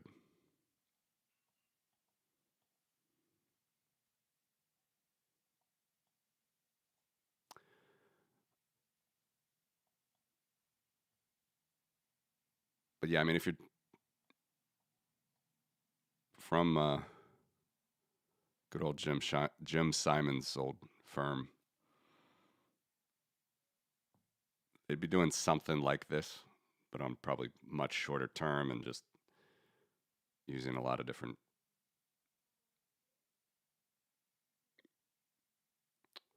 other metrics. But I've heard him discuss what they did, and it's just applied statistics like this. It's just probably looked up how long these little dips occur, right? These little business cycles, PMI, this and that. You can definitely see the trends as they happen. Like he was starting his career right here, super bright guy, and made a lot of money. Gave it away too. I really respect him a lot for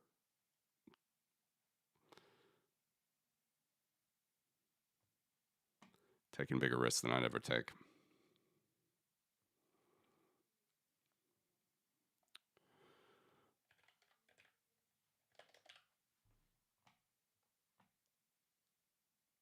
Let's see what it looks like from 2008.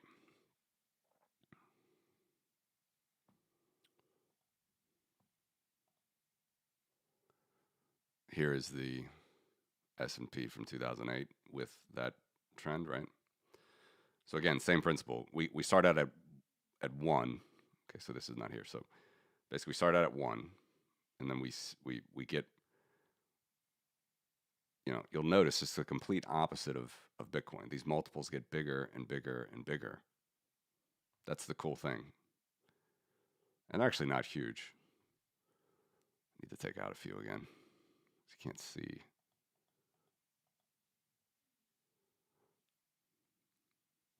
So Q100 at this point is 1.2x from the 2008 trend, right? It's here. And Q0 is 30% down from the trend, 0.7x, which is set here during those crazy days. You know, Liberation Day. I don't know. What do you guys think? If you go back to where I started this is not a huge percentage of the U.S. federal debt. ECB's got all this gold that's propping up their balance sheet. I could see all of them coordinating again. And okay, maybe we draw down again to Liberation Day levels, but you know, do you really think it's the big one? Even with all the impossible to know, right? So many unknowns.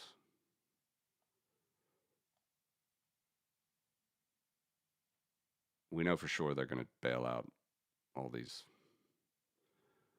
geezers.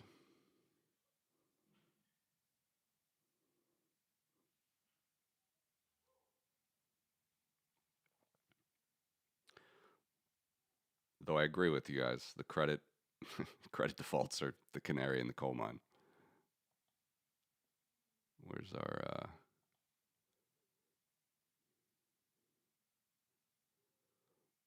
Liberation Day levels is our first tell, I guess, right?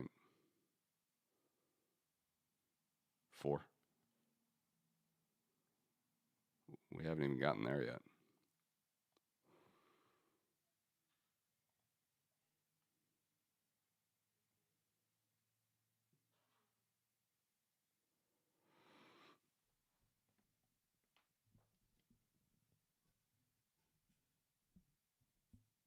Yep. If you use credit, you're always deciding whether to use more or less or pay down debt.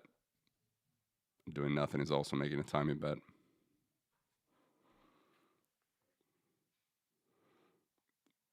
No, Jim Simons, not Simon Dixon. Not Simon Dixon, no. I'm not a conspiracy theorist as he is. I do understand the sailor's compromised argument being because his headquarters is right there in Tyson Corner or wherever, close to the DC power center. I mean, if there was a company that could be declared a national security risk, as as this thing progresses, we know where that's going. It's a risk for him. He better get his banking license. I don't know. I don't know. But I don't have time for the Simon Dixon conspiracy theories. I mean, incompetence is enough. It's enough for me. Incompetence. Incompetence is enough. We battle it enough over here with the Russians at our border.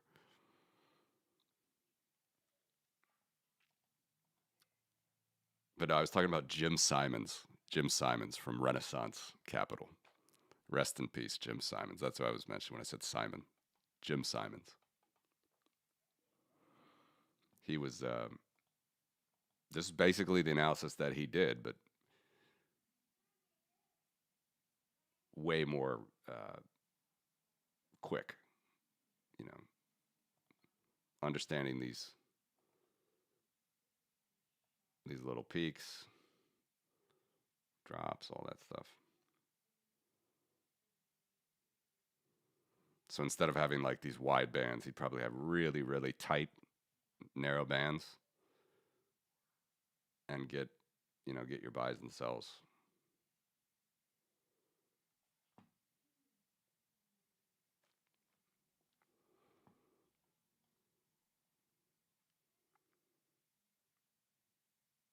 Big one around 2030, yeah, possible. 2040 will be when Bitcoin is at 100 trillion. So between now and then, there's going to be a lot of fireworks. That's for sure. Between now and November, there's going to be a lot of fireworks. We got Orban getting paid by Putin and loved by Trump, trying to go for his 17th year of dictatorship in Hungary. I don't know what's going to happen.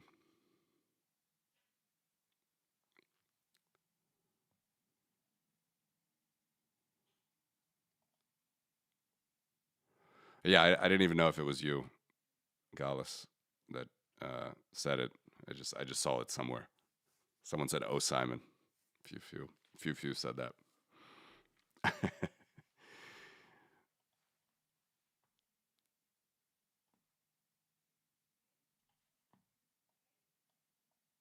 Sailor can't get all the Bitcoin. The Treasury can't get all the Bitcoin. The more they F around, they're going to hurt themselves anyway. I mean, EU's in a better position to buy Bitcoin than the US. Unless, of course, the US revalues their gold. But then we'd probably have to see the gold and they'd have to send it somewhere. Which, you know, that is an interesting conspiracy as far as There's one central bank in the world that does not have this revaluation account, or basically equity that grows from the growth of the gold that they hold. And Europe now has 1.2 trillion.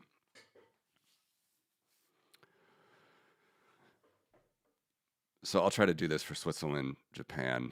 They're the other ones that have a lot of gold and stocks.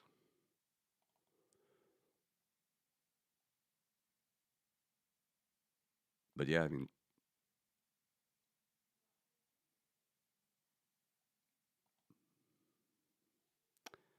it would also be good if treasuries were buying gold, not central banks.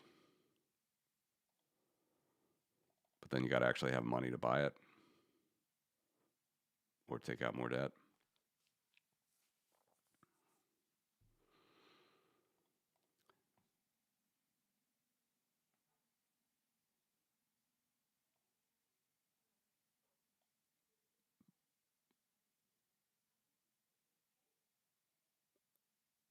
Sailor's Bitcoin is systemically going to become an issue. There's no doubt about it.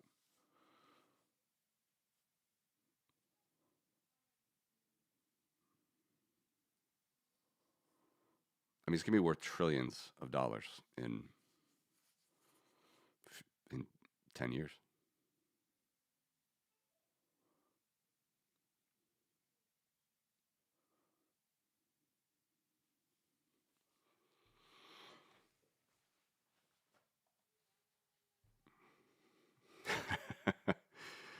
Canada sold all our gold under Mr. Socks.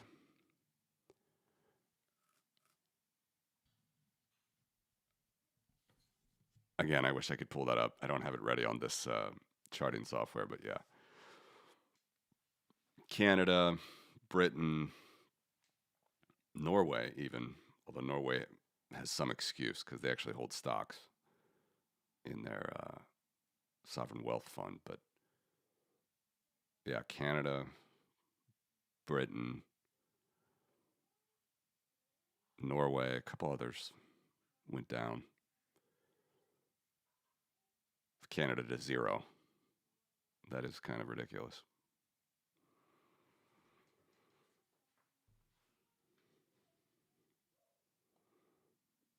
Trudeau too.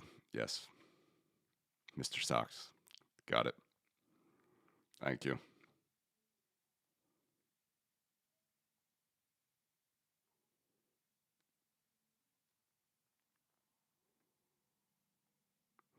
MSTR could hold 10% of the supply. Will be crazy. Yeah, it will. It will. You're right.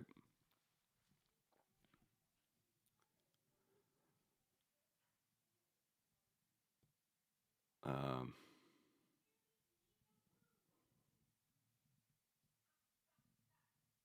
that will become a U.S. national security issue, if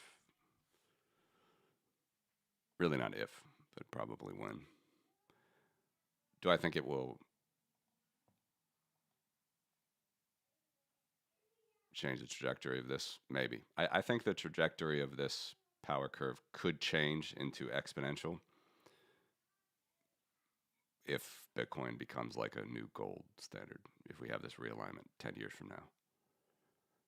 Because at that point, you're going to have all this debt. People are going to want to revalue it into harder money. And possibly from that point, then you turn into an exponential asset, which sadly, you're going to have more. You're just going to go back to the same boom bust scenario like we have here. A lot of fiat interest playing around with a limited amount of Bitcoin.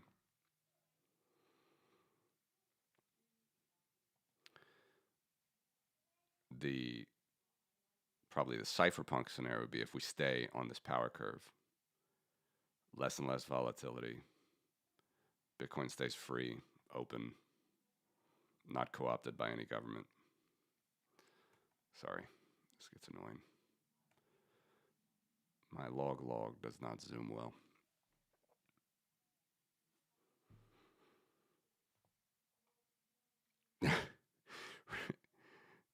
reval ROBSFO, revalue gold to 30K, and then after that stops working nationalized strategy. Sounds about right.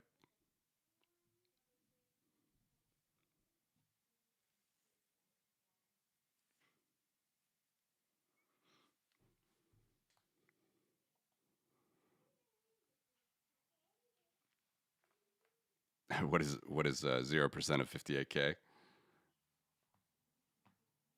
Are you speaking of the euro price?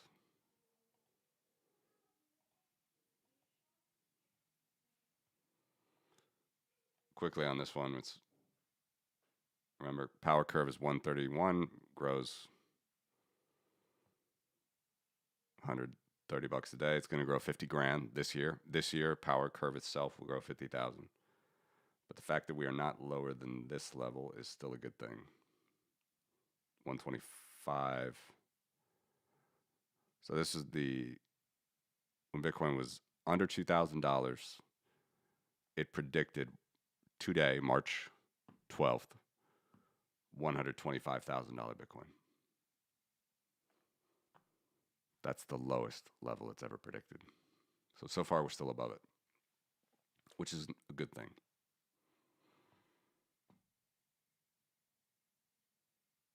Oh, sorry. Got you. 0% quantile. Yeah, let me take this off. It's easier to zoom in. In US dollars, 63.8.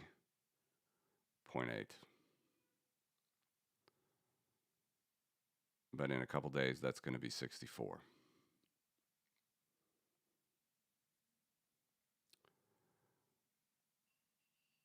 And by the end of the year,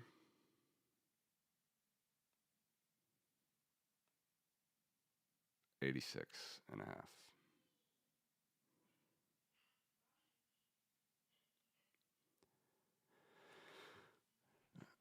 I don't want to speak too confidently because I know, obviously anything can happen, but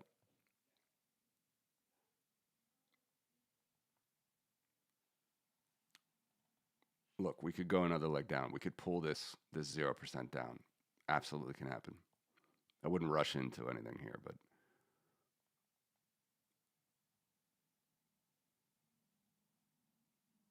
this is what I mean when I say like the relative risk levels of this are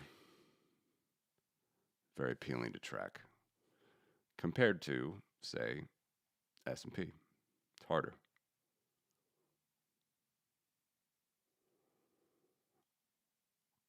A lot of Maalox moments in the stock market, right? You could start here, which would have been Q 2.5. I think it hit 666, but I don't think I caught that. Intraday, I think it's hit 666 in March 2009. So yeah. It's a nice 10x.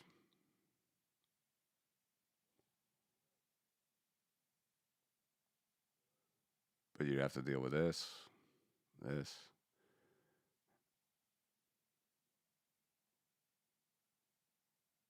And catching these tops, you definitely make more money in the stock market. That's what it's all about, right?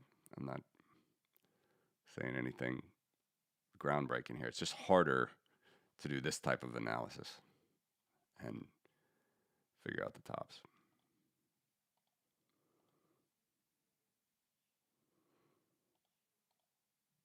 And you could take away some of the extremes and then say, okay, let's just catch these middle levels. Take away that.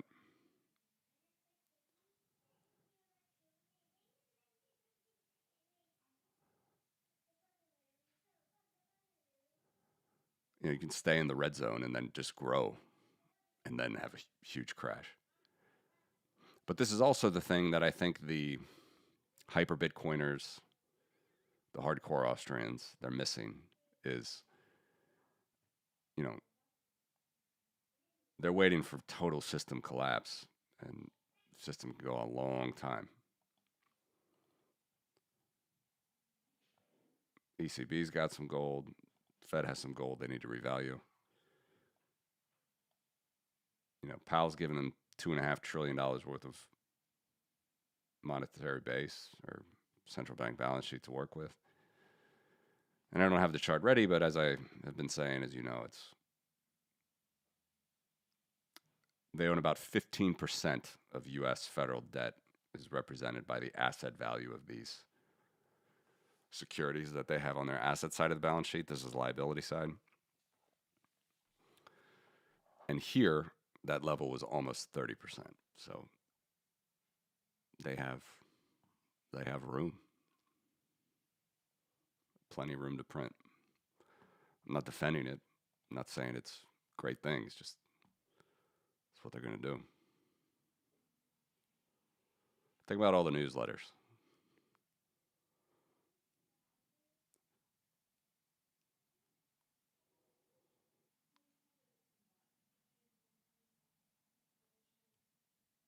I'm just talking this way because I can't trade myself. I'm not a trader. But that's why I like this. All right, guys. I think I'm going to have to... Hale says, into my veins on the charts. Thank you, sir.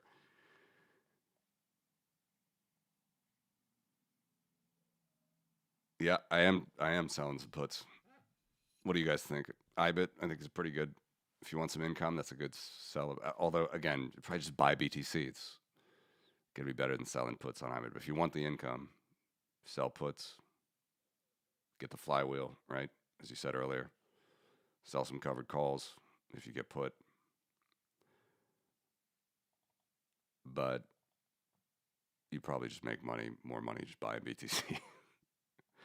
Do the sailor strategy.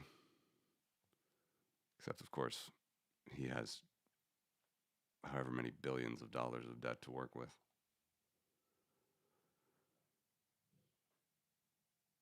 How many Bitcoin do they have now? I'm just looking at assets. What is going on here?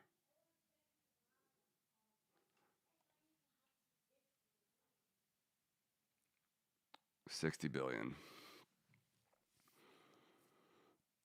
What's the total number? I'm too lazy to get on Bitcoin treasuries.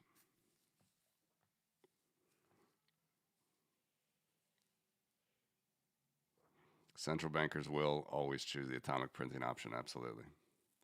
I will work that AI harder. I will. Get some better stuff soon. No problem on the Canada stuff, guys. 730,000, thank you. Yeah.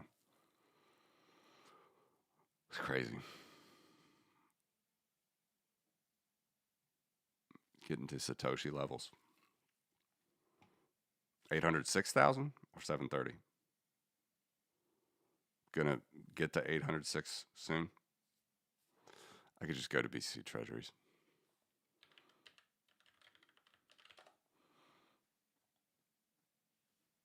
I'm sure you guys are just saying something that is coming from a news release or something. Yeah, 740. But probably getting to 800 from some latest announcement.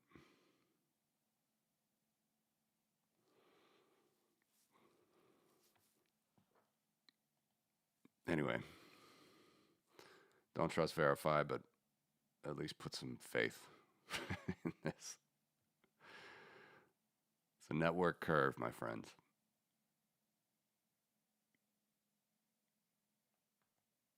Thank you for the ideas. Let me know on some other charts. You've given me some good ideas as well on some credit default swaps. I need to put those in.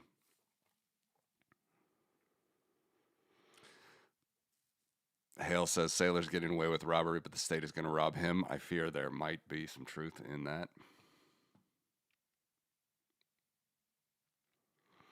When 60 billion turns into 6 trillion, then yeah.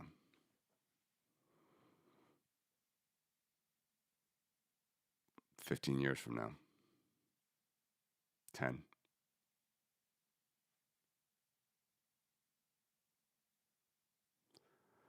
I mean, he's got to diversify his keys if he wants to do something crazy. Anyway, thank you, everybody. I'm glad to catch some Americans this stream and Canadians as well, of course. Appreciate you guys. Touch grass, enjoy life, and I will see you tomorrow.